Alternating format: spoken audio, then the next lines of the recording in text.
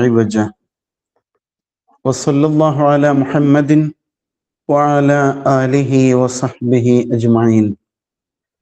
സ്നേഹമുള്ളവരെ, അസ്സലാമു അലൈക്കും വറഹ്മത്തുള്ളാഹി. അല്ലാഹു സുബ്ഹാനഹു വ തആല നമ്മെ അനുഗ്രഹിക്കുമാറാവട്ടെ. വിശുദ്ധ ഖുർആനിലെ സൂറ അൽ ആറാഫ് ആണ് നാം പഠിച്ചുകൊണ്ടിരിക്കുന്നത്.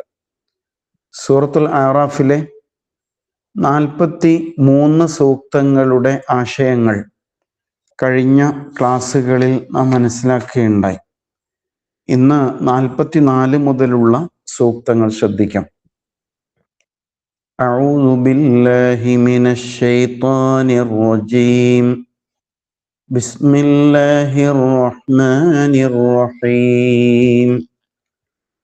വനാദാ അസ്ഹാബുൽ ജന്നതി അസ്ഹാബൻ നാരി അൻ ഖദ്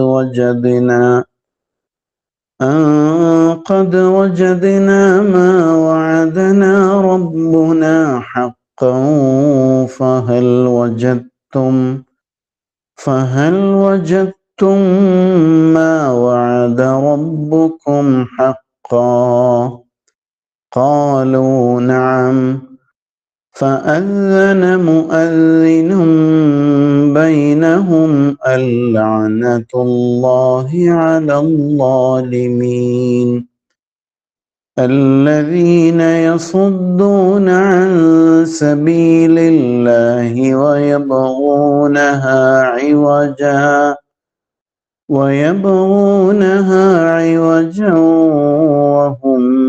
بالآخرة كافرون. കഴിഞ്ഞ സൂക്തങ്ങളിൽ നരകക്കാരെയും സ്വർഗക്കാരെയും കുറിച്ചുള്ള പരാമർശങ്ങളായിരുന്നു. അള്ളാഹുവിൻ്റെ ദൃഷ്ടാന്തങ്ങളെ, സൂക്തങ്ങളെ തള്ളിപ്പറയുകയും അഹങ്കരിക്കുകയും ചെയ്തവർ, അവര് ഒരു സൂചിക്കുഴയിലൂടെ ഒട്ടകം പ്രവേശിക്കുന്നത് വരെ സ്വർഗത്തിൽ പ്രവേശിക്കില്ല, അവർക്ക് നരകത്തിൽ ഗുരുതരമായ ശിക്ഷയാണുള്ളത് എന്ന് താക്കീത് ചെയ്തു. അതിനുശേഷം സത്യം വിശ്വസിക്കുകയും അതനുസരിച്ച് സൽക്കർമ്മം പ്രവർത്തിക്കുകയും ചെയ്തവരെ കുറിച്ചാണ് പറഞ്ഞത്. അവർക്കുമേൽ അല്ലാഹു തആല ഒരിക്കലും വഹിക്കാൻ കഴിയാത്ത ഭാരങ്ങൾ വഹിപ്പിക്കുകയില്ല. അവർ സ്വർഗത്ത് പ്രവേശിക്കുമ്പോൾ അവരുടെ മനസ്സിനകത്ത് ഉള്ള പകയും വിദ്വേഷവും എല്ലാം അല്ലാഹു തആല ഊരി എടുത്തു കളയും. എന്നിട്ടാണ് അവർ സ്വർഗത്തിലേക്ക് പ്രവേശിക്കുക. സ്വർഗത്ത് പ്രവേശിക്കുമ്പോൾ അവരുടെ ഒരു ഹംദ് അള്ളാഹു പ്രത്യേകം എടുത്തു പറഞ്ഞു. അൽഹംദുലില്ലാഹ് അല്ലദീ ഹദാനാ ലിഹാദ. ഈ സന്മാർഗത്തിലേക്ക് ഞങ്ങളെ വഴി നടത്തിയ അള്ളാഹുവിന് സർവസ്തുതി. വമാ കുന്ന ലിനഹ്തദിയ ലൗലാ അൻ ഹദാനല്ലാഹ്. അല്ലാഹു സുബ്ഹാനഹു വ തആല ഞങ്ങളെ വഴി കാണിച്ചിരുന്നില്ലെങ്കിൽ ഞങ്ങൾ ഒരിക്കലും സന്മാർഗം പ്രാപിക്കുമായിരുന്നില്ല എന്ന് പറഞ്ഞു. അതോടൊപ്പം പ്രവാചകന്മാർ ഈ സത്യസന്ദേശവുമായിട്ട് നമ്മിലേക്ക് വന്നിട്ടുണ്ട് എന്ന് അവരവിടെ വിളിച്ചു പറയും. ആ സമയത്ത് ഇതാ നിങ്ങൾക്ക് അനന്തരമായി കിട്ടിയ സ്വർഗം, അതിലേക്ക് പ്രവേശിക്കൂ എന്ന വിളംബരം ഉണ്ടാവും. ഇങ്ങനെയാണ് ഒടുവിൽ നാം മനസ്സിലാക്കിയ 43-ാമത്തെ ആയത്തിൽ. ഇനി 44 മുതലുള്ള ആയത്തുകളിലേക്ക് പ്രവേശിക്കുകയാണ്. ആ പരലോകത്ത് വെച്ച് സ്വർഗക്കാരും നരകക്കാരും തമ്മിൽ നടക്കുന്ന ഒരു സംഭാഷണമാണ് 44-ാമത്തെ ആയത്തിലെ വിഷയം. വനാദ അസ്ഹാബുൽ ജന്ന. നാദ യുനാദി, വിളിച്ചു എന്നാണ് അർത്ഥം. വനാദ, വിളിക്കും. അസ്ഹാബുൽ ജന്ന, സ്വർഗക്കാര് വിളിക്കും. അസ്ഹാബന്നാർ, ആരെ വിളിക്കും? നരകക്കാരായവരെ സ്വർഗക്കാരായവർ വിളിക്കാണ്. എന്നിട്ടോ അവർക്കിടയിൽ ഒരു സംഭാഷണം നടക്കുന്നു. ഖദ് വജദ്നാ മാ വഅദനാ റബ്ബുനാ ഹഖ്ഖാ. ആ സ്വർഗക്കാര് നരകക്കാരോട് പറയാണ്, എന്തെന്നാൽ ഖദ്, തീർച്ചയായും, വജദ്ന, വജദ കണ്ടെത്തി എന്നാണ് അർത്ഥം. ഖദ് വജദ്ന, എന്തെന്നാൽ ഞങ്ങൾ കണ്ടു കഴിഞ്ഞിരിക്കുന്നു. മാ വഅദന റബ്ബുന, മാ എന്തോ അത്, വഅദ യഇദു വാഗ്ദത്തം ചെയ്തു, മാ വഅദന ഞങ്ങളോട് വാഗ്ദത്തം ചെയ്തത്, റബ്ബുന ഞങ്ങളുടെ നാഥൻ ഞങ്ങളോട് വാഗ്ദത്തം ചെയ്തത് ഞങ്ങൾ നേരിൽ കണ്ടു അനുഭവിച്ചു എന്നവർ പറയും. അതെന്തായി? ഹഖൻ, അത് സത്യമായിട്ട് പുലർന്നിരിക്കുന്നത് ഞങ്ങൾ നേരിട്ട് കണ്ടിരിക്കുന്നു. എന്നിട്ട് നരകക്കാരോട് സ്വർഗക്കാരുടെ ഒരു ചോദ്യം, ഫഹൽ വജത്തും, അതിനാൽ ഹൽ ആണോ ഉണ്ടോ, വജത്തും നിങ്ങൾ കണ്ടുവോ, മാ വഅദ റബ്ബുക്കും നിങ്ങളുടെ നാഥൻ നിങ്ങളോട് വാഗ്ദാനം ചെയ്തതുണ്ടല്ലോ അത് നിങ്ങൾ കണ്ടുവോ, ഹഖൻ സത്യമായി പുലർന്നത് നിങ്ങൾ കണ്ടിട്ടുണ്ടോ എന്ന് അവരോട് ചോദിക്കാൻ. സ്വർഗക്കാര് നരകക്കാരോടാണ് ചോദിക്കുന്നത്. ആ സമയത്ത് നരകക്കാരുടെ മറുപടി എന്താണ്? ഖാലു, അവര് പറയാണ്, നഅം അതെ ഞങ്ങൾ കണ്ടിരിക്കുന്നു, ഞങ്ങൾ അനുഭവിച്ചിരിക്കുന്നു എന്ന് പറയും. ഫഅദ്ദന മുഅദ്ദിനും ബൈനഹും, ആ സമയത്ത് ഫഅദ്ദന വിളംബരം ചെയ്യും, മുഅദ്ദിനുൻ ഒരു വിളംബരക്കാരൻ, വിളിച്ചു പറയുന്ന ഒരാൾ വിളിച്ചു പറയും, ബൈനഹും അവർക്കിടയിൽ, അൻ എന്തെന്നാൽ, ലഅനതുല്ലാഹി അലദ്ദാലിമീൻ, ലഅനതുല്ലാഹ് അള്ളാഹുവിൻ്റെ ഗുരുതരമായ ശാപമുണ്ട്, അലദ്ദാലിമീൻ ഈ അതിക്രമകാരികൾക്കുമേൽ, ധിക്കാരികൾക്കുമേൽ എന്നൊരു വിളംബരം ആ സമയത്ത് അവിടെ ഉണ്ടാകും എന്നാണ്. അപ്പൊ സ്വർഗക്കാരും നരകക്കാരും അവിടെ വെച്ച് നേരിട്ട് കാണോ? സ്വർഗത്തിലുള്ളവർ സ്വർഗത്തിലും നരകത്തിലുള്ളവർ നരകത്തിലുമാണ്. അപ്പൊ എങ്ങനെ കാണുക? അപ്പൊ നമ്മൾ ആലോചിക്കും, അവര് ഇങ്ങനെ അടുത്തടുത്ത വീടുകളിൽ താമസിക്കുന്നവരെ പോലെ, അല്ലെങ്കിൽ ഒരു വീട്ടിനകത്തെ 2 റൂമുകളിൽ കഴിയുന്നവരെ പോലെ അത്രയും അടുത്ത് അങ്ങനെ കഴിച്ചു കൂട്ടുകയാണോ? എന്താണ് ഉദ്ദേശിക്കുന്നത്? അങ്ങനെയൊന്നും സങ്കല്പിക്കേണ്ടതില്ല. ഇന്നത്തെ കാലത്ത് ആലോചിച്ച് നോക്കൂ, ഇന്ന് ഇന്ത്യയിലുള്ള ഒരാൾക്ക്, അത് ഏതോ കുഗ്രാമത്തിനകത്താണെങ്കിൽ പോലും, അയാൾക്ക് അമേരിക്കയിലുള്ള ആളുമായി നേരിട്ട് സംസാരിക്കാൻ കഴിയുന്നു, അല്ലെ? ആഗോള ഗ്രാമത്തിലാണ് നമ്മൾ ജീവിക്കുന്നത് എന്നാണല്ലോ പറയാം. ആ നിലയ്ക്ക് കമ്മ്യൂണിക്കേഷൻ, വാർത്താവിനിമയ സംവിധാനങ്ങൾ മനുഷ്യർക്ക് പരസ്പരം ആശയവിനിമയം നടത്താനുള്ള സാധ്യതകൾ വളരെ വർദ്ധിച്ചിട്ടുണ്ട്. ഇപ്പൊ രണ്ടും 2 ഭൂഖണ്ഡങ്ങളായിട്ട് നിലനിൽക്കുമ്പോൾ തന്നെ ലോകത്തിന്റെ ഏത് ഭാഗത്തുള്ള മനുഷ്യരുമായിട്ടും നേരിട്ട് കണ്ട് സംസാരിക്കാൻ ഇന്ന് കഴിയുന്നുണ്ട്. അതുകൊണ്ട് തന്നെ ഈ പുതിയ കാലത്ത് ഖുർആനിലെ സ്വർഗനരകങ്ങളെ കുറിച്ചുള്ള ഈ പരാമർശത്തില് നമുക്ക് യാതൊരു സംശയവും തോന്നേണ്ടതില്ല, അല്ലെ? അപ്പൊ സ്വർഗക്കാരന് നരകക്കാരനെ ഇന്ന ആളെ കാണണം എന്ന് ആഗ്രഹിച്ചാൽ ലൈവായിട്ട് നരകത്തിൽ ശിക്ഷിക്കപ്പെട്ടുകൊണ്ടിരിക്കുന്ന ആളെ നേരിട്ട് കാണാൻ സ്വർഗക്കാരന് കഴിയും. അപ്പൊ അങ്ങനെ അവർക്ക് നേരിട്ട് മുഖാമുഖം സംസാരിക്കാനുള്ള അവസരം അള്ളാഹു ഒരുക്കി കൊടുക്കും. ഈ ലോകത്ത് ഇത്രയും സാധ്യമാണെങ്കിൽ, ഞാൻ ഇവിടെ കുറ്റ്യാടിയിൽ ഇരുന്ന് സംസാരിക്കുമ്പോൾ എറണാകുളത്ത് മാത്രമല്ല, കേരളത്തിന്റെ പല ഭാഗത്തും, ഒരുപക്ഷെ അതിന് പുറത്തും ലോകത്തിന്റെ പല ഭാഗത്തു നിന്നും പലർക്കും ഈ ശബ്ദം കേൾക്കാനും കാണാൻ കഴിയുന്നുണ്ടാവും. അതിനാൽ സ്വർഗലോകം എന്നത് അനന്തവിശാലമാണ്. അവിടെ യാതൊരു പരിമിതികളും ഇല്ലാത്ത വിധം എല്ലാ സംവിധാനങ്ങളും ഒരുക്കാൻ അള്ളാഹുവിന് കഴിയും. ആ അള്ളാഹുവാണ് പറഞ്ഞു തരുന്നത് സ്വർഗക്കാരും നരകക്കാരും തമ്മിലുള്ള സംഭാഷണത്തെ കുറിച്ച്. അപ്പൊ എന്താണ് സ്വർഗക്കാരൻ ചോദിച്ചത്, പറഞ്ഞത്? ആദ്യം തന്നെ കുറിച്ച് പറഞ്ഞു, അൻഖദ് വജദ്ന മാ വഅദന റബ്ബുന ഹഖ, ഞങ്ങളുടെ കാര്യത്തിൽ ഞങ്ങളുടെ റബ്ബ് ഞങ്ങൾക്ക് നൽകിയ വാഗ്ദത്വം സത്യമായി പുലർന്നത് ഞങ്ങൾ കണ്ടിരിക്കുന്നു, അനുഭവിച്ചിരിക്കുന്നു. അവര് സ്വർഗത്തിലാണല്ലോ, ആ സ്വർഗത്തിന് വേണ്ടിയാണ് ദുനിയാവിൽ പരിശ്രമിച്ചത്, അത് കിട്ടാൻ വേണ്ടിയാണ് പ്രാർത്ഥിച്ചു കൊണ്ടിരുന്നത്. ആ സ്വർഗം അള്ളാഹു വാഗ്ദത്തം ചെയ്തതാണ്. നിങ്ങൾ ഇങ്ങനെ ജീവിച്ചാൽ, ഇങ്ങനെ വിശ്വസിച്ചാൽ സ്വർഗമുണ്ട്. ആ സ്വർഗത്തിൽ അവർ എത്തിച്ചേർന്നിരിക്കുകയാണ്. അപ്പോഴാ പറഞ്ഞത്, അൻഖദ് വജദ്ന മാ വഅദന റബ്ബുന ഹഖ, ഞങ്ങളുടെ റബ്ബ് ഞങ്ങൾക്ക് വാഗ്ദത്തം ചെയ്തത് സത്യമായി പുലർന്നത് ഞങ്ങൾ കണ്ടിരിക്കുന്നു. എന്നിട്ട് നരകക്കാരോടൊരു ചോദ്യം, ഫഹൽ വജത്തും മാ വഅദ റബ്ബുക്കും ഹഖ, നിങ്ങളുടെ റബ്ബ് നിങ്ങൾക്ക് വാക്ക് തന്നത് പുലർന്നതായിട്ട് നിങ്ങൾ കണ്ടുവോ എന്ന ചോദ്യം. സത്യമായി പുലർന്നത് നിങ്ങൾ കണ്ടുവോ? ഖാലു നഅം, അപ്പൊ അവര് പറയാണ് അതെ, ഞങ്ങൾ കണ്ടിരിക്കുന്നു. എന്താണ് അവർക്ക് നൽകിയ വാഗ്ദാനം? അത് നരകത്തെക്കുറിച്ചുള്ള താക്കീതാണ്. അപ്പൊ വഅദ എന്ന വാക്കിന് വാഗ്ദത്തം ചെയ്തു എന്നുള്ള പോസിറ്റീവായ അർത്ഥമുണ്ട്. ഒരു ഓഫർ നൽകുമ്പോൾ എന്തോ നമുക്ക് കിട്ടാൻ പോകുന്നു എന്ന പ്രതീക്ഷ. അതേ വഅദക്ക് ചില സന്ദർഭങ്ങളിൽ താക്കീത് എന്ന അർത്ഥവും വരും. അപ്പൊ അല്ലാഹു തആല താക്കീത് നൽകിയിരുന്നു എല്ലാ മനുഷ്യർക്കും. നന്നായി ജീവിച്ചില്ലെങ്കിൽ നരകമാണ് നിങ്ങളെ കാത്തിരിക്കുന്നത്, അതിൽ നിങ്ങൾ ശാശ്വതമായി വെന്തെരിയേണ്ടി വരും എന്നുള്ളതാണ്. അപ്പൊ അതിനെക്കുറിച്ചാണ് അവരോട് ചോദിക്കുന്നത്, നിങ്ങളുടെ റബ്ബ് നിങ്ങൾക്ക് വാഗ്ദത്തം ചെയ്തത് അഥവാ താക്കീത് ചെയ്തത് നിങ്ങൾക്ക് വന്നെത്തിയോ എന്ന് ചോദിക്കാൻ.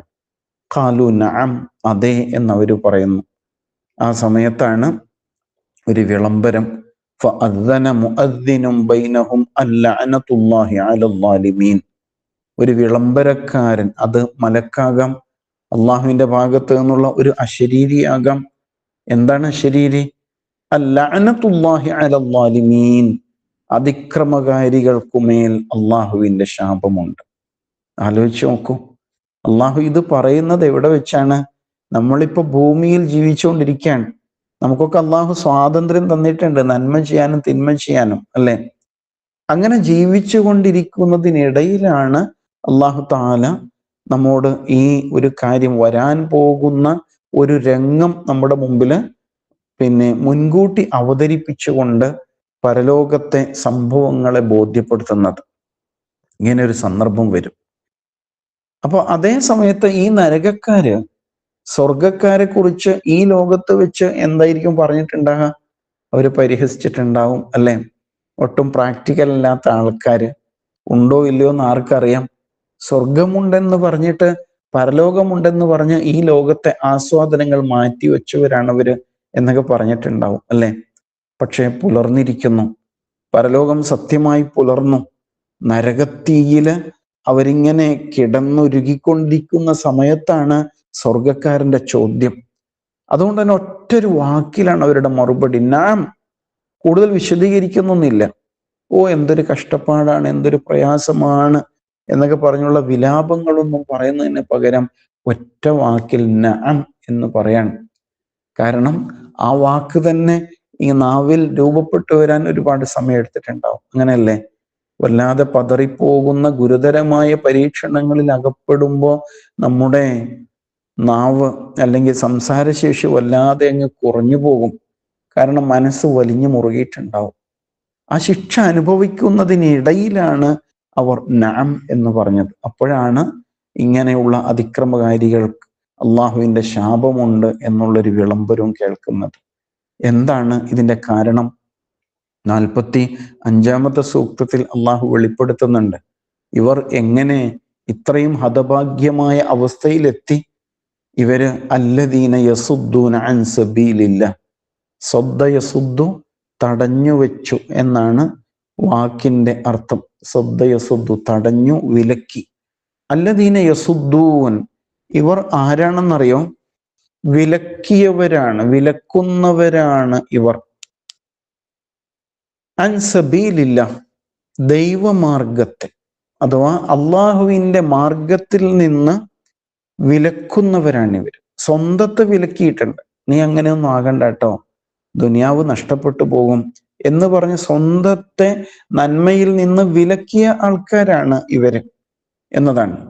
അതേപോലെ തന്നെ സമൂഹത്തെയും വിലക്കിയിട്ടുണ്ടാവും. തൻ്റെ ബന്ധുക്കളെ, മക്കളെ, മിത്രങ്ങളെ, അതുപോലെ തന്നെ അനുയായികളെ, കൂട്ടുകാരെ, നാട്ടുകാരെ ഒക്കെ ഈ സത്യത്തിൽ നിന്ന് വിലക്കി. ഇത് ഭീകരമാണ്, തീവ്രവാദമാണ്, അടുക്കരുത് എന്നൊക്കെ പറഞ്ഞ് മാറ്റി നിർത്തിയിട്ടുണ്ടാവും, അല്ലെ? വയബൂനഹ ഇവജ, മാത്രമല്ല ബഗാ, എന്താണ് അർത്ഥം? അവര് ആഗ്രഹിച്ചിരുന്നു എന്നാണ്. വയബൂനഹ, അവര് അതിനുവേണ്ടി ആഗ്രഹിക്കുകയും പരിശ്രമിക്കുകയും ചെയ്തുകൊണ്ടിരുന്നിട്ടുണ്ട്. ആ മാർഗത്തിന് വേണ്ടിയിട്ട്, തെറ്റായ വഴികളിൽ ചെന്നുപെടാൻ വേണ്ടിയിട്ട്. അഥവാ യബൂനഹ ഇവജൻ ദൈവികമായ ഈ മാർഗത്തെ വളച്ചൊടിക്കാൻ വേണ്ടി ശ്രമിച്ചു. ഇവജ് വക്രത എന്നാണ് വാക്കിന്റെ അർത്ഥം, വളച്ചൊടിക്കുക. വയബൂനഹ ഇവജ, അള്ളാഹുവിന്റെ മാർഗത്തെ വളച്ചൊടിക്കുവാൻ വേണ്ടിയിട്ട് സമൂഹ മധ്യത്തിൽ തെറ്റിദ്ധരിപ്പിക്കാൻ വേണ്ടിയിട്ട് ശ്രമിച്ചു. അതാണ് ഈ സത്യ പ്രസ്ഥാനത്തെ, ഇത് ഏറെ സമാധാനവും സുരക്ഷിതത്വവും മനുഷ്യന് വാഗ്ദാനം ചെയ്യുന്ന ഈ ജീവിത വ്യവസ്ഥയെ ഭീകരമാണ്, തീവ്രമാണ് എന്നൊക്കെ പറഞ്ഞുകൊണ്ട് സമൂഹ മധ്യത്തിൽ തെറ്റിദ്ധരിപ്പിച്ചു. അങ്ങനെയുള്ളവർ വഹും ബിൽ ആഖിറത്തി കാഫിറൂൻ, പരലോകത്തെ കുറിച്ചാവട്ടെ അവര് അങ്ങേയറ്റം നിഷേധിക്കുന്നവരുമായിരുന്നു. അതിനെ തള്ളിപ്പറഞ്ഞവരാണ് ഇവർ എന്നും അള്ളാഹു ചേർത്ത് പറയാൻ. 3 കാര്യങ്ങളാണ് പറഞ്ഞത് അല്ലെ. ഒന്ന്, സത്യമാർഗത്തെ, ദൈവിക മാർഗത്തെ തടയുന്നവരാണ്. രണ്ടാമത്തത്, അതിനെ അവർ വക്രമായിട്ട് അവതരിപ്പിക്കുന്നു. മാത്രമല്ല പരലോകത്തെ നിഷേധിക്കുകയും ചെയ്യുന്നു എന്നുള്ളതാണ്. അതുകൊണ്ടാണ് ഇങ്ങനെ സംഭവിച്ചത് എന്ന് അള്ളാഹു പറയാണ്. അപ്പൊ സ്വയം തള്ളിപ്പറയാൻ മാത്രമല്ല, മറ്റുള്ളവരെ സത്യത്തിൽ നിന്ന് അകറ്റുകയും അസത്യത്തിലേക്ക് ആട്ടിത്തെളിക്കുകയും ചെയ്തു എന്നതുകൂടി അവരിൽ നിന്ന് സംഭവിച്ച തെറ്റായിട്ട് അള്ളാഹു എടുത്തു പറയുന്നുണ്ട്. ഇത് എവിടെ വെച്ചുള്ള വാക്കാണ്? ഈ വാചകം ഉണ്ടല്ലോ, 45-ാമത്തെ ആയത്ത്, 2 അഭിപ്രായങ്ങളാണ്. ഒന്ന്, നേരത്തെ വിളംബരം ചെയ്ത ആളില്ലേ, അയാൾ തന്നെ വിളംബരം ചെയ്യുന്നതായിരിക്കാം, മലക്കുകളുടെ ഭാഗത്ത് നിന്നുണ്ടാകുന്നതാകും. അതല്ലെങ്കിൽ അള്ളാഹുവിന്റെ ഭാഗത്ത് നിന്ന് ഉള്ളതായിരിക്കും എന്നുള്ളതാണ്. ആ നിലക്കാണ് ആ വാചകത്തിന്റെ ഘടന എന്ന് മനസ്സിലാക്കാൻ കഴിയും. ഒന്നുകിൽ ആദ്യത്തെ ആ വിളംബരത്തിന്റെ തുടർച്ചയാണ്, അതല്ലെങ്കിൽ അള്ളാഹുവിന്റെ ഭാഗത്ത് നിന്ന് പ്രത്യേകമായുള്ളതാണ്. ഏതായാലും ഈ നിലപാടാണ് അവരെ നരകക്കാരാക്കിയിട്ട് മാറ്റിയത് എന്നാണ് നമ്മളിവിടെ മനസ്സിലാക്കുന്നത്. ഇനി 46 മുതൽ 50 വരെയുള്ള ആയത്തുകൾ ഈ സൂറത്തിന്റെ പേരുമായി ബന്ധപ്പെട്ട വിഷയമാണ് വരുന്നത്. എന്തായിരുന്നു? അൽ അറാഫ് എന്നാണല്ലോ സൂറത്തിന്റെ പേര്. ഈ സൂറയുടെ ആമുഖത്തിൽ നമ്മൾ അതിനെക്കുറിച്ച് വിശദീകരിച്ച് കടന്നു പോയിട്ടുണ്ട്. എന്തായിരുന്നു അൽ അറാഫ് എന്ന വാക്കിന്റെ അർത്ഥം? ആ വാക്കിന് ഉയർന്നു നിൽക്കുന്ന പ്രദേശം എന്നുള്ള അർത്ഥമുണ്ട്. വാക്കർത്ഥം പറയുമ്പോൾ അത് കുതിരയുടെ കുഞ്ചിരോമം, കുതിരയുണ്ടല്ലോ അതിൻ്റെ ഈ പെടലിയുടെ ഭാഗത്ത് രോമം ഇങ്ങനെ മറിഞ്ഞു വീണത് കാണാം, നീണ്ട രോമം, വളരെ സുന്ദരമായിട്ട്. ആ രോമത്തിന് ആറാഫ് എന്ന് പറയും. അതുപോലെ കോഴിയുടെ തലയിലെ പൂവില്ലേ, നല്ല ചുമന്ന് ഉയർന്നു നിൽക്കുന്ന പൂവിന് അത് പറയും. ഉയർന്ന സ്ഥലത്തിന് പറയും. അതുപോലെ മിനാരം, പള്ളി മിനാരങ്ങളൊക്കെ ഉണ്ടല്ലോ, ഗോപുരം, അതുപോലെ കോട്ട, മതില്, ഇങ്ങനെ തുടങ്ങിയിട്ടുള്ള സംവിധാനങ്ങൾക്കൊക്കെയും ആറാഫ് എന്ന വാക്ക് ഉപയോഗിക്കും എന്നുള്ളതാണ്. അപ്പൊ അത് ഉദ്ദേശിക്കുന്നത് ഉയർന്ന പ്രദേശം എന്നാണ് എന്ന് മനസ്സിലാക്കുക. ഇവിടെ എന്താണ് പറയാൻ പോകുന്നത്? ഇതും പരലോകത്തെ ഒരു കാഴ്ച തന്നെയാണ്. കഴിഞ്ഞ സൂക്തങ്ങളില് സ്വർഗക്കാരും നരകക്കാരും തമ്മിലുള്ള സംസാരത്തെ കുറിച്ചാണ് പറഞ്ഞത്. എന്നാൽ സ്വർഗത്തിനും നരകത്തിനും ഇടയിൽ ഒരു ഉയർന്ന മതിൽക്കെട്ടുണ്ടാകും. അതിൻ്റെ മുകളിൽ കുറെ ആൾക്കാർ കുടുങ്ങിക്കിടക്കും. കയ്യാലപ്പുറത്തെ തേങ്ങ എന്ന് പറയില്ലേ, വീടുകൾക്കിടയിലെ മറ അല്ലെങ്കിൽ മതില് വേലിക്കിട്ട്, അപ്പൊ അതിൻ്റെ മുകളില് കോഴി വന്ന് നിൽക്കുക, അല്ലെങ്കിൽ തേങ്ങ വന്ന് വീഴുക എന്നൊക്കെ പറയും പോലെ, അവിടെയുമല്ല ഇവിടെയുമല്ലാത്ത അവസ്ഥയിൽ മധ്യത്തിൽ കുടുങ്ങിക്കിടക്കുന്ന ആൾക്കാരാണ് അവർ. സ്വർഗത്തിലുമല്ല നരകത്തിലുമല്ലാത്ത അവസ്ഥയിൽ പെട്ടുപോയവരാണ്. അവരുടെ വിശേഷങ്ങളാണ് ഇനി വരുന്ന സൂക്തങ്ങളിൽ. നമുക്ക് 46-ാമത്തെ ആയത്ത് പാരായണം ചെയ്യാം. وبينهما حجاب وعلى الأعراف رجال يعرفون كلا بسيماهم ونادوا أصحاب الجنة أن سلام عليكم لم يدخلوها وهم يطمعون. എന്താണ് അവിടെ സംഭവിക്കുന്നത്?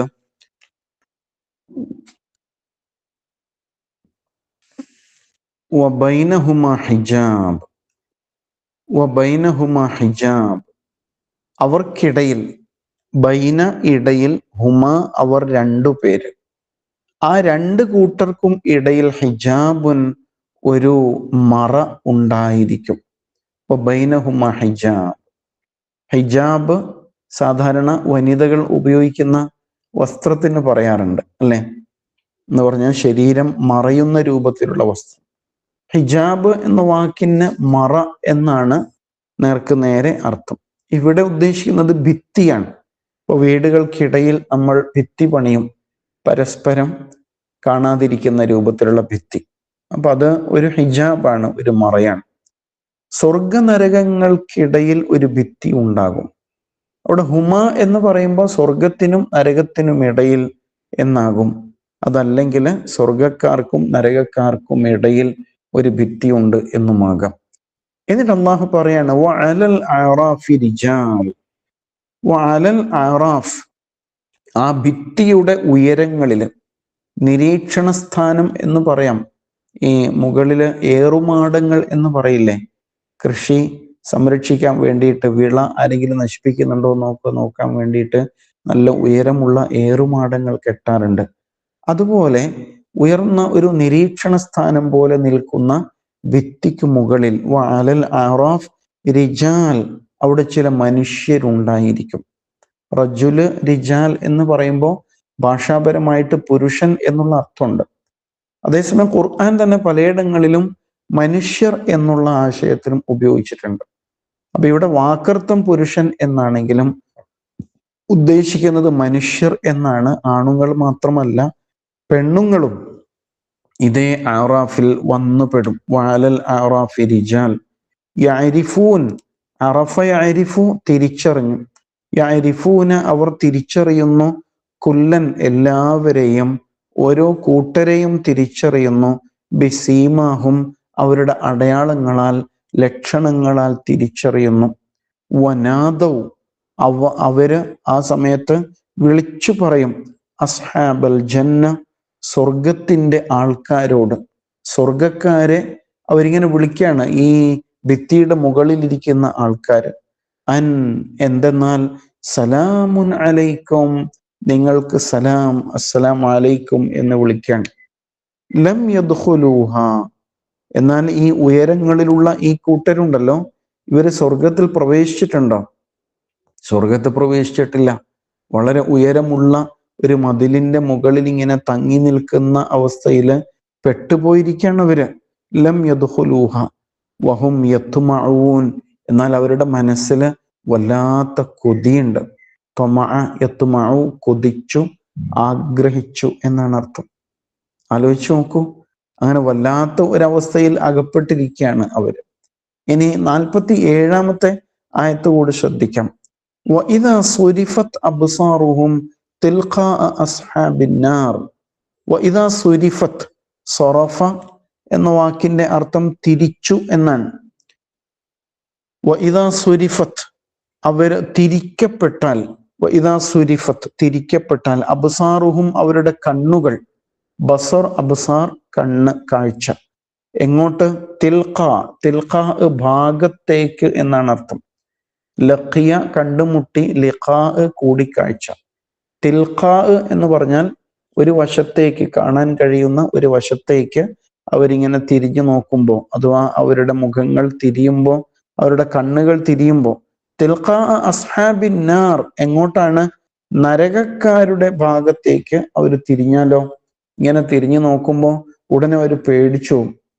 അപ്പൊ അവര് പ്രാർത്ഥിക്കാണ്. ഖാലു, അവര് പറയുന്നു, പ്രാർത്ഥിക്കുന്നു, റബ്ബന, ഞങ്ങളുടെ നാഥ, ലാ തജ്അൽന, നീ ഞങ്ങളെ ആക്കരുതേ, മഅൽ ഖൗം, ഈ ജനങ്ങളുടെ കൂട്ടത്തിൽ, അസ്സാലിമീൻ, അക്രമികളായ ഈ ജനതയുടെ കൂട്ടത്തിൽ ഞങ്ങളെ പെടുത്തിക്കളയല്ല റബ്ബേ എന്നും അവർ പ്രാർത്ഥിക്കുന്നുണ്ടാവും. ഒന്ന് ആലോചിച്ച് നോക്കൂ. ഇവിടെ മതിൽ എന്ന് പറയുമ്പോൾ രണ്ട് വീടുകൾക്കിടയിൽ വേർതിരിക്കാൻ വേണ്ടി ഉണ്ടാക്കിയ ഒരു കൊച്ചു മതിൽ എന്ന് സങ്കല്പിച്ചു പോകരുത്. അങ്ങനെയല്ല.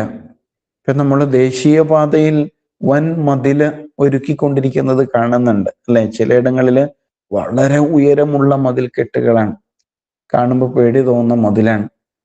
അങ്ങനെയുള്ള ഒരു ഒറ്റ ഭിത്തി ഒന്ന് സങ്കല്പിക്കാം. ഒറ്റക്കല്ലിൽ പണിത ഒരുപാട് ഉയരം കൂടിയ ഒരു ഭിത്തിയാണ്. അതിന്റെ മുകളിൽ മനുഷ്യന്മാരിങ്ങനെ അകപ്പെട്ടിരിക്കുകയാണ് എന്ന് കരുതാം. അപ്പൊ അവരിങ്ങനെ വലത്തോട്ട് നോക്കുമ്പോൾ സ്വർഗ കാഴ്ചകളാണ്. അവർക്ക് വല്ലാത്ത കൊതി തോന്നുന്നു ഒന്ന് സ്വർഗത്തിൽ എത്തിക്കിട്ടിയെങ്കിൽ. തിരിച്ചിങ്ങോട്ട് നോക്കുമ്പോഴോ നരക കാഴ്ചയാണ്, പടച്ചോനെ അതിൽ നിന്ന് ഞങ്ങളെ കാക്കണേ എന്നവര് വിളിച്ചു പ്രാർത്ഥിച്ചുകൊണ്ടിരിക്കുകയാണ്. ഇങ്ങനെ ഒരു മനുഷ്യൻ അകപ്പെട്ടാൽ എന്തായിരിക്കും അവസ്ഥ അല്ലെ?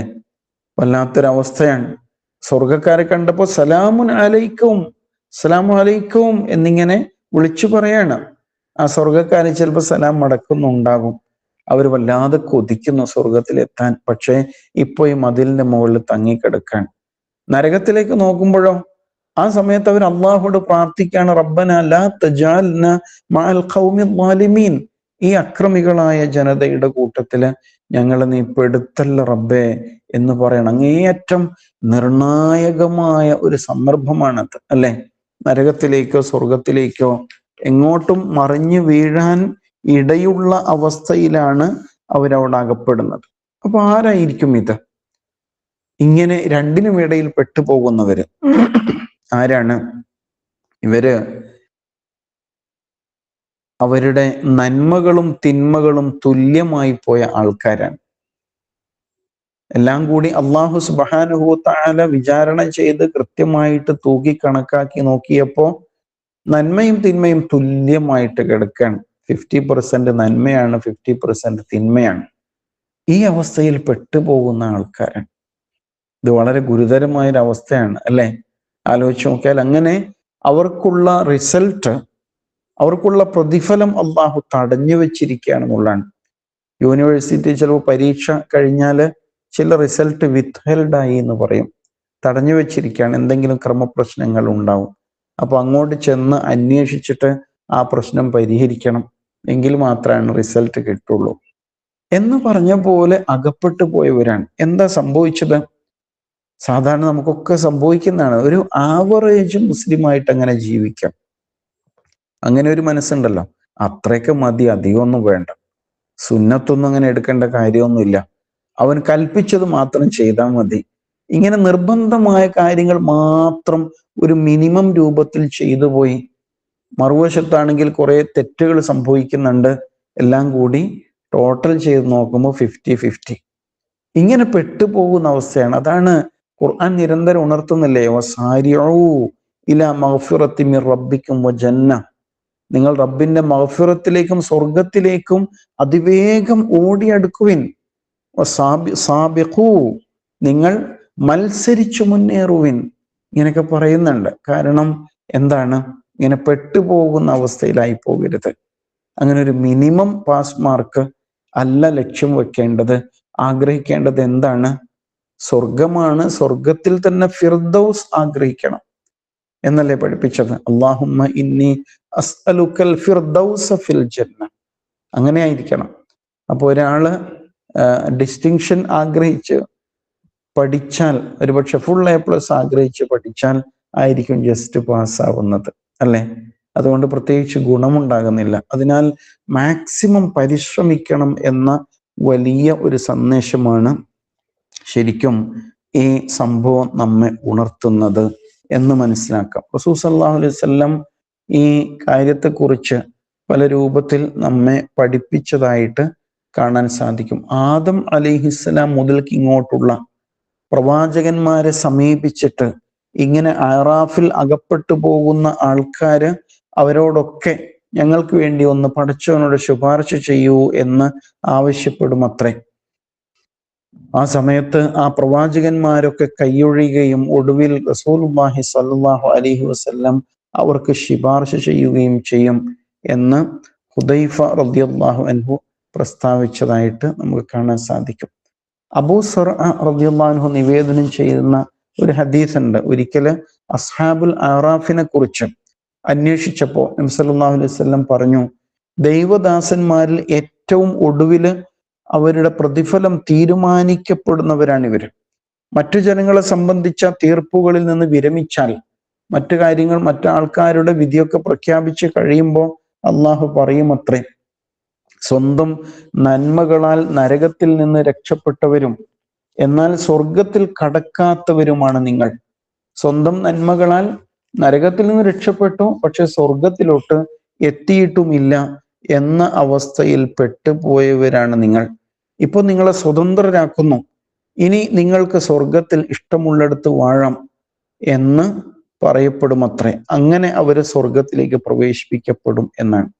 റസൂൽ സല്ലല്ലാഹു അലൈഹി വസല്ലം അതിനെക്കുറിച്ച് പറയുമ്പോൾ നന്മ ചെയ്തവര് സ്വർഗത്തിലെത്തും, തിന്മ ചെയ്തവര് നരകത്തിലെത്തും എന്ന് പറഞ്ഞപ്പോഴാണ് ഒരാൾ ചോദിക്കുന്നത്, അള്ളാഹുവിൻ്റെ റസൂലെ സല്ലല്ലാഹു അലൈഹി വസല്ലം, ഒരാളുടെ നന്മയും തിന്മയും തുല്യമായാൽ അയാളുടെ അവസ്ഥ എന്താണ്?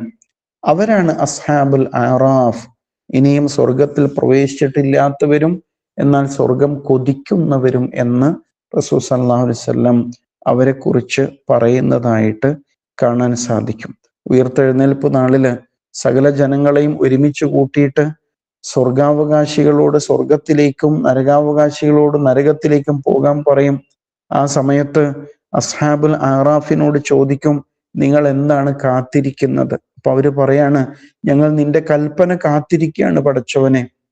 അപ്പൊ അള്ളാഹു പറയും, നന്മകൾ കൊണ്ട് നിങ്ങൾ നരകത്തിൽ വീഴാതെ അതിനെ തരണം ചെയ്തിട്ടുണ്ട്, നരകത്തിൽ പെടാതെ നിങ്ങൾ രക്ഷപ്പെട്ടിരിക്കുന്നു.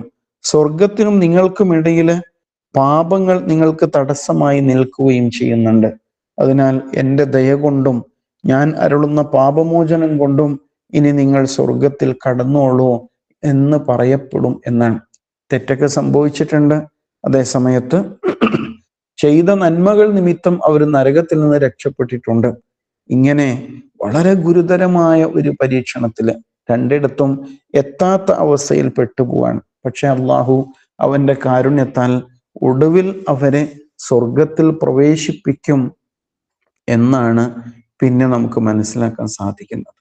ഇങ്ങനെ വല്ലാത്ത ഒരു സന്ദർഭം ഖുർആൻ എടുത്തു പറയാണ്. അപ്പോൾ അതിൽ ശ്രദ്ധിക്കേണ്ടത് എന്താണ്? പരമാവധി നന്മകൾ ചെയ്തുകൊണ്ടേയിരിക്കുക. അത്യാവശ്യം കൽപ്പിക്കപ്പെട്ടത് മാത്രം നിർവഹിക്കുന്നതിനപ്പുറം നമസ്കരിക്കുമ്പോൾ ഫർള് നമസ്കരിക്കുമ്പോൾ അതിൻ്റെ കൂടെ സുന്നത്ത് കൂടി എടുക്കുക. ഫർള് നോമ്പുകൾ എടുക്കുന്നു, അതോടൊപ്പം സുന്നത്ത് നോമ്പുകൾ വർദ്ധിപ്പിക്കുക.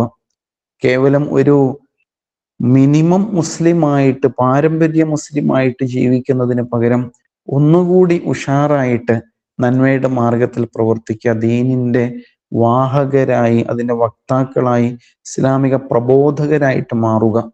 ഇങ്ങനെ സമുദായത്തിൽ ജനിച്ചതുകൊണ്ട് അങ്ങനെ ജീവിച്ചു പോകുന്നു എന്നതിനപ്പുറത്ത് വളരെ സജീവമായിട്ട് ദീനിന് വേണ്ടിയിട്ട് രംഗത്തിറങ്ങുക. ആലോചിച്ച് നോക്കൂ, നമ്മുടെ മുൻഗാമികളായ സ്വഹാബത്തിന്റെ സ്വർഗത്തിലല്ലേ നമുക്കും പോകേണ്ടത്. പക്ഷെ നമ്മൾ എന്താണ് പ്രത്യേകിച്ച് ചെയ്യുന്നത്? ആലോചിച്ച് നോക്കേണ്ട വിഷയമാണ് അല്ലേ? അവിടെയാണ് ഒരുപാട് പരിശ്രമിക്കേണ്ടിയിരിക്കുന്നു. ജീവിതാന്ത്യം വരെയും നിരന്തരമായിട്ട് അള്ളാഹുവിൻ്റെ മാർഗത്തിൽ ശ്രമിച്ചു കൊണ്ടിരിക്കണം. എങ്കിലാണ് രക്ഷപ്പെടാനുള്ള വഴി തുറക്കപ്പെടും. അല്ലെങ്കിൽ ഇങ്ങനെ റിസൾട്ട് തടയപ്പെട്ട അവസ്ഥയിൽ അവിടെ ഗുരുതരമായ പരീക്ഷണത്തിൽ ചെന്നുപെടും എന്നുള്ളതാണ്. അതിനാൽ അള്ളാഹു നൽകിയ വാഗ്ദാനങ്ങളെ ഏറ്റുവാങ്ങാനുള്ള യോഗ്യത നമ്മൾ നേടണം എന്ന് മനസ്സിലാക്കണം. അള്ളാഹു സുബ്ഹാനഹു തആല അതിന് തൗഫീഖ് നൽകി അനുഗ്രഹിക്കുമാറാവട്ടെ. പടച്ചവനെ, നിന്റെ അനുഗ്രഹീത സ്വർഗത്തില് അതിൻ്റെ അവകാശികളായിക്കൊണ്ട് പ്രവേശിക്കാൻ തൗഫീഖ് നൽകണേ റബ്ബെ. റിജാലുൽ ആറാഫിനെ പോലെ, അസ്ഹാബുൽ ആറാഫിനെ പോലെ അങ്ങനെ അവിടെ വെച്ച് അങ്ങേയറ്റം ഗുരുതരമായി മാനസിക പ്രയാസത്തിൽ അകപ്പെട്ടു പോകുന്നതിൽ നിന്ന് കാക്കണേ റബ്ബെ. ഞങ്ങളുടെ മനസ്സിലെ അലസതയും അതുപോലെ സമയക്കുറവും ധൃതികളും എല്ലാം മാറ്റിവെച്ച് സ്വർഗത്തിന്റെ വഴിയിൽ പരിശ്രമിക്കാൻ തൗഫീഖ് നൽകണേ റബ്ബെ. റമദാൻ സമാഗതമാകാൻ പോകുന്ന സന്ദർഭമാണ്. റമദാനിൽ പ്രവേശിക്കുവാൻ, ഇബാദത്തുകൾ അനുഷ്ഠിക്കുവാൻ തൗഫീഖ് നൽകണേ നാഥ. ഞങ്ങളുടെ എല്ലാ പ്രയാസങ്ങളും സങ്കടങ്ങളും രോഗങ്ങളും ബുദ്ധിമുട്ടുകളും കടബാധ്യതകളും പരീക്ഷണങ്ങളും എല്ലാം ഞങ്ങൾക്ക് എളുപ്പമാക്കണേ റബ്ബെ. പടച്ചവനെ, കൂടുതൽ നന്മകൾ ചെയ്യാൻ തൗഫീഖ് നൽകണേ നാഥ. ഞങ്ങളുടെ എല്ലാ സതുദ്ദേശങ്ങളും സഫലീകരിച്ചു തരണേ റബ്ബെ. ഞങ്ങളിൽ മൺമറഞ്ഞു പോയ മാതാപിതാക്കൾ, ബന്ധുമിത്രാദികൾ എല്ലാവരെയും അനുഗ്രഹിക്കണേ നാഥ. റബ്ബന ആതിന ഫിദ്ദുനിയ ഹസനതൻ വഫിൽ ആഖിറതി ഹസനതൻ വഖിന അദാബന്നാർ. റബ്ബന തഖബ്ബൽ മിന്ന ഇന്നക അൻതസ് സമീഉൽ അലീം. وتب علينا إنك أنت التواب الرحيم. وصلى الله على محمد وعلى آله وصحبه أجمعين والحمد لله رب العالمين. السلام عليكم ورحمة الله. وعليكم السلام ورحمة الله.